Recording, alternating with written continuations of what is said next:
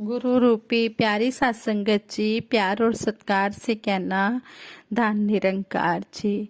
सतगुरु माता जी का शुक्राना, जिनकी अपार बख्शिश हम सब पर हो रही है।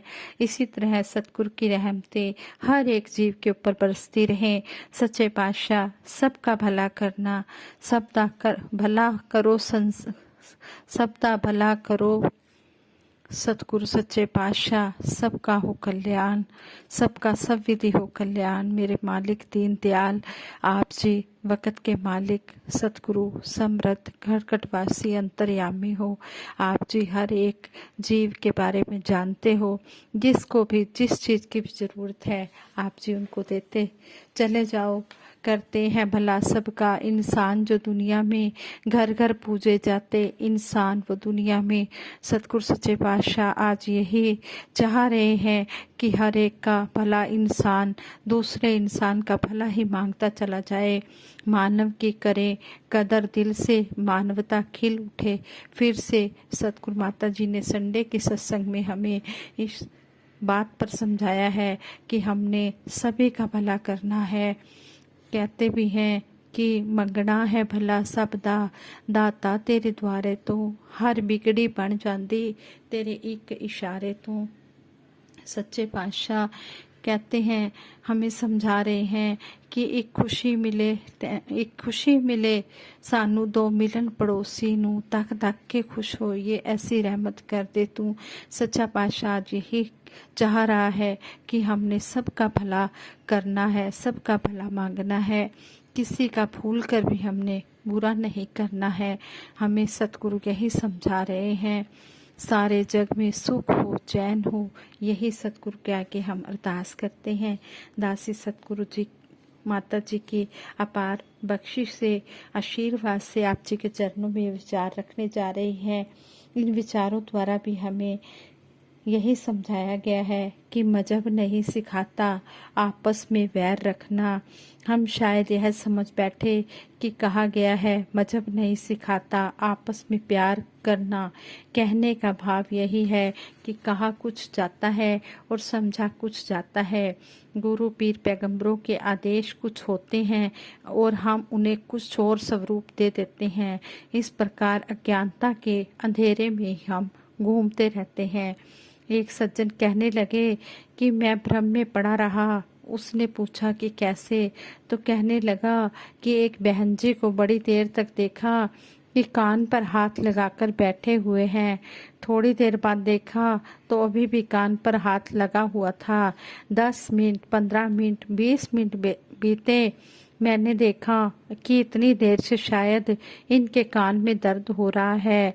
जब मैंने किसी और बहन जी को कहा कि जाकर देखिए, शायद ये बहन तकलीफ में लगती हैं, तो वह बहन जी मुस्कुराकर बोली कि उनके कान में दर्द नहीं था, बल्कि चुन्नी के पल्लू के अंदर उन्होंने मोबाइल अपने कान पर लगाया हुआ था और वो बातें कर रही थी।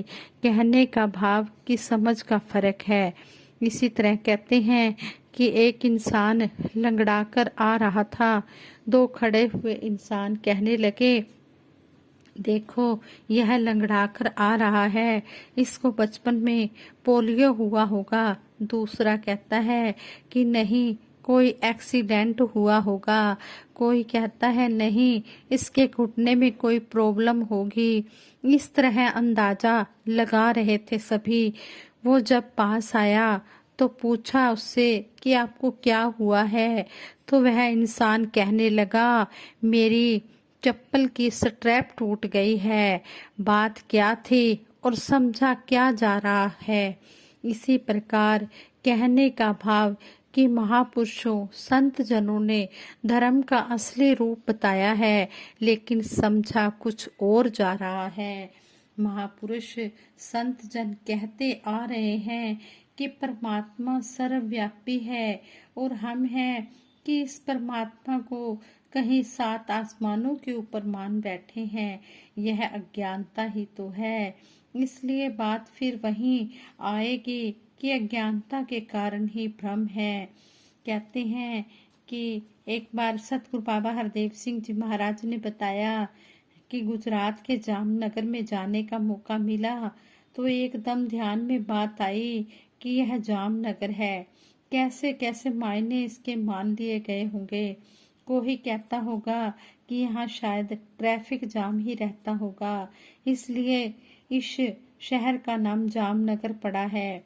कोई सोचता होगा कि यहाँ शायद शराब के ठेके ज्यादा होंगे, जाम पे जाम चलते होंगे, इसलिए जामनगर नाम पड़ा होगा। हैदराबाद का वासी अगर जामनगर शब्द सुनता होगा तो वह भी यही सोचता होगा शायद वहाँ अमरूद की फसल ज्यादा होती होगी, क्योंकि कहते हैं कि वहाँ की जो किन्नू भाषा में अमरूद को जाम कहते हैं। इस तरह जामनगर एक शब्द है, लेकिन कल्पना में अलग अलग बातें बैठी हुई हैं। कितनी कितनी भ्रांतियां हैं। कोई राम कहता है, कोई अल्लाह कहता है, कोई ईश्वर कहता है, कोई गॉड कहता है, कोई अकाल पुरख कहता है। अनेकों नाम है इस परम अस्तित्व के, लेकिन सत्ता तो एक ही है। यह जागरूकता अगर मिल गई तो फिर कोई भ्रम बाकी रहा ही नहीं, फिर सच्चाई में ही स्थित हो गए। कहने का भाव यही है कि यदि अज्ञानता में इंसान विचरण करे तो अज्ञानता बनी रहती है। कहते हैं कि जैसे एक दिन किसी ने देखा कि एक समुद्री जहाज आ रहा है।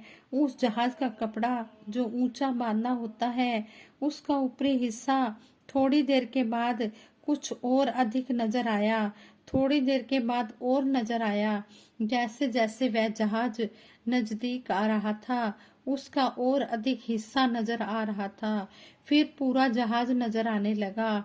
इससे उसके मन में यही ध्यान आया कि यह धरती चपटी नहीं हो सकती, यह धरती तो गोल है।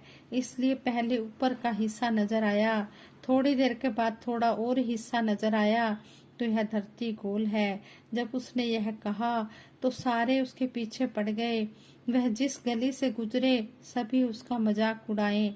ऐसी नौबत आ गई कि केवल हंसी ही नहीं उड़ा रहे, बल्कि उसको धक्का भी देने लगे, उसकी पिटाई भी करने लगे।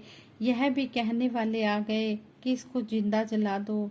बाद में पता लगा कि वह इंसान तो ठीक था, धरती गोल ही है। इसी प्रकार अज्ञानता में इंसान विचरण करते रहते हैं। संत जन महापुरुष समझाते हैं कि ज्ञान उजाला पालो, सारे भ्रम मिटा डालो। जिस दिन सच्चाई से सामना हो गया, अज्ञानता वाली मान्यताओं से छुटकारा मिल गया, फिर कबीर जी ने भी कहा कि मैंने जान लिया है, तुम भी जान लो। और बुल्ले शाह जी ने भी कहा, मैंने जान लिया है, तुम भी जान लो। माँ यही संदेश दे रहे हैं कि हर इंसान इस रोशनी से ही अपने जीवन के सफर को तय करे। जैसे कहा है, एक दीप अंदर की मन उजियारा हो, एक दीप बाहर की स्वागत तुम्हारा हो। दीप चौराहे पर की सबका, एक दीप चौराहे पर की सबका सहारा हो। इसी प्रकार भगत वही होते हैं जिनकी आत्मा भी रोशन होती है, जिनका मन भी रोशन होता है। उनके मन में अपनेपन की भावना होती है, उनके लिए कोई पराया नहीं होता, उनके लिए सब अपने होते हैं और वो हर एक का स्वागत करते हैं और इस तरह हर एक का सहारा बनते हैं। हर संत हर किसी के ऊपर उपकार ही करते चले जाते हैं। जीवन जीने का सलीका हमें सिखाते हैं। वो खुद प्यार से जीते हैं, हमें भी प्यार से जीने का तरीका बताते हैं और यही कहते हैं कि हमने हर एक के काम आना है, हमने हर एक से प्यार करना है। जैसे रहीम जी ने भी कहा है, रहीमन धागा प्रेम का मत तोड़ो चटकाए, टूटे से फिर जुड़े ना, जुड़े गांठ पड़ जाए। रहीम जी भी कह रहे हैं कि जो प्रेम का धागा है, इसको हमने मजबूत करते जाना है। प्यार घरों में भी बस जाए, दिलों में भी बस जाए और हर घर स्वर्ग बन जाए। वाकई ही जो ये संत जन होते हैं, भगत जन होते हैं, जिनके मनों में पीड़ा होती है हर इंसान के लिए, इतनी इतनी कुर्बानियां भी दे डालते हैं, खुद आराम नहीं लेते और दूसरे के लिए ही ये अपना जीवन लगा देते हैं, दूसरे की हर समय सेवा में लगे रहते हैं और कहते हैं कि अपने घरों से उजड़कर दूसरों का घर बसाते हैं, फूल फिर भी मुस्कुराते हैं। फूल का घर कौन सा है? जिस टहनी पर लगा हुआ है वही फूल का घर है, लेकिन उसी टहनी से टूटा हुआ फूल कितनों कितनों को संवार रहा है। कोई इन फूलों को हार का रूप दे रहा है, कोई इनकी पंखुड़ियां रास्ते में बिछाकर स्वागत कर रहा है, कोई फूलों की वर्षा कर रहा है। ऐसे ही संत महात्माओं की देन भी युगों युगों से रही है। ये दूसरे की पीड़ा को हरने के लिए खुद अनेकों प्रकार के कष्ट सहते हैं, लेकिन मन में दूसरों के प्रति दर्द होता है और ये उपकार ही करते चले जाते हैं। और सतगुरु जिस तरह समझा रहे हैं इसी तरह उस बात को मानते चले जाते हैं और यही कहते हैं कि मैं तुम्हारा हूँ, इसलिए अभी तक नहीं हाल है, इस प्रकार समर्पित हूँ और तुम्हारा हूँ, तुम्हारे ही लेखी है जीवन है, इसलिए नहीं हारा हूँ। संत महात्मा कहते हैं कि मैं तुम्हारा हूँ इसलिए अभी तक नहीं हारा हूँ, इस प्रकार समर्पित हूँ और तुम्हारा हूँ, तुम्हारे ही लेखी है जीवन है, इसलिए नहीं हारा हूँ। कैसे कैसे समय भी जीवन में आते हैं, लेकिन फिर भी भगत सतगुरु निरंकार के सहारे अपनी इस मंजिल को तय करता चला जाता है, इस उजाले में अपना जीवन तय करता चला जाता है। और उसको पता होता है कि कहते हैं, इसको पता होता है कि जो भी करने कराने वाला है सतगुरु निरंकार है। जैसे रहीम जी ने भी कहा है, देनहार कोई और है, देवत है दिन रैन, लोग भरम मोपे करे ताते नीचे नैन। रहीम जी कहते कि देने वाला तो एक ईश्वर है, लोग मुझ पर भ्रम करते हैं कि शायद मैं देने वाला हूँ, इसलिए शर्मिंदगी से मेरी निगाहें जमीन की तरफ है। आज संगत जी कहने का भाव यही है कि भक्तों और संसार के इंसानों की सोच और भावना में यही अंतर होता है कि जो संत जन महात्मा होते हैं ये हमेशा यही कहते हैं कि जो कुछ भी करने कराने वाला है ये मेरा सतगुरु निरंकार है, मेरी इतनी ताकत नहीं है कि मैं कुछ कर पाऊं। कहते हैं कि मेरा मुझ में कुछ नहीं, जो कुछ है सो तेरा, तेरा तुझको सौंपते क्या लागे है मेरा। कि सच्चे पातशाह मेरा कुछ है ही नहीं, करने कराने वाले आप ही हो, आप ही मुझे ताकत बख्श रहे हो और इसी तरह अंतिम श्वास तक आप जी ताकत बख्शते रहना। दातार कृपा करना, सभी का जीवन आनंद में बना रहे और सभी आनंदमय जीवन के साथ अपना ये जीवन गुजारते चले जाएं और इसी तरह मंजिल को अपनी पालें। और यही संदेश भगत जन दे रहे हैं कि हमने हर एक के काम आना है, हर एक की हमने कदर करते चले जाना है। ज्ञान उजाला पाकर भी अंधकार में ठोकर क्यों खाएं। कहते हैं कि जब ये ब्रह्म ज्ञान रूपी उजाला हमें सतगुरु ने दे दिया है और हमें समझा दिया है कि हमने मानवता की कदर करनी है, मानवता से प्यार करना है, तो फिर हम इन बातों को अपने जीवन में अपनाते चले जाएं। संपूर्ण हरदेव वाणी में भी सतगुरु बाबा हरदेव सिंह जी महाराज ने कहा है, भगत यही भगवान के आगे करता है अरदास सदा, तुझ पर ही विश्वास टिका हो, रहे तेरा एहसास सदा। कि सच्चे पातशाह हम यही अरदास करते हैं कि हमारा जो विश्वास है ये मजबूत रहे और हम हर पल निरंकार का एहसास करते रहें। मुझ मछली का तुझ सागर से नाता टूट पाए ना, हे ईश्वर जो तुझे भुलाए वो पल हरगिज आए ना। सच्चे पातशाह जिस तरह आप जी के संग हमारा ये नाता जुड़ा है इसी तरह हमारा ये नाता जुड़ा रहे। जिस तरह मछली का संग सागर से हो जाता है और वो मछली सागर में ही अपना जीवन बिताती चली जाती है, इसी तरह हमें भी ये निरंकार रूपी सागर मिला है। हम बूंद है और ये सागर है, इसी सागर में हम विचरण करते रहें, हर पल हम आनंद के गोते लगाते रहें। और कृपा करो कि जुड़ी हमेशा तुझसे मन की तार रहे, कहे हर देव सदा है दाता तेरा ही आधार रहे।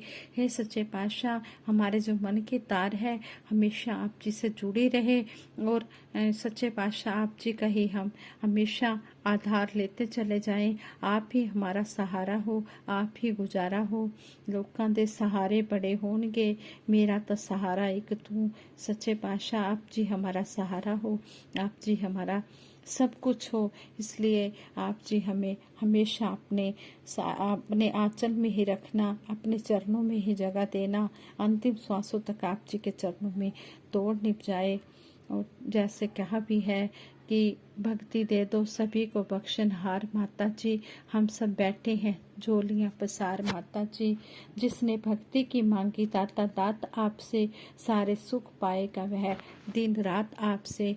जिसको भक्ति मिल गई, ये पूर्ण सतगुरु मिल गया, निरंकार मिल गया, फिर उसके जीवन में हमेशा बहारें ही बहारें हैं। उसकी ज़िंदगी में कभी कोई कमी आ ही नहीं सकती। सच्चे पातशाह जैसा आप जी चाहते हो वैसा हमारा जीवन बना देना। हम आप जी के आदेशों उपदेशों को मानते हुए अपना जीवन का सफ़र तय करते हुए अपने लोक सुखी परलोक सुहेला करके इस संसार से विदा हूँ। यही आप जी के चरणों में अरदास है। और दासी सबके लिए यही अरदास करती है, सच्चे पातशाह सारे सुख दुनिया दे पा दो साड़ी झोली विच, फिर भी मिलाई रखना संतां दी टोली विच। तन मन धन के सुख देते हुए सभी को सेवा सिमरन सत्संग के साथ जोड़ के रखना। और दासी सबके भले की कामना के लिए सिमरन करवाएगी, सभी मिलकर सिमरन में साथ देना। तू ही निरंकार मैं तेरी शरण हाँ, मैनू बख्श लो। तू ही निरंकार मैं तेरी शरण हाँ, मैनू बख्श लो। तू ही निरंकार मैं तेरी शरण हाँ, मैनू बख्श लो। तू ही निरंकार मैं तेरी शरण हाँ, मैनू बख्श लो। बोलिए सतगुरु माता सुदीक्षा सविंदर हरदेव जी महाराज की जय। निरंकारी राजमाता गुरु बचन अवतार की जय। साथ संगत जी प्रेम से कहना धन निरंकार जी।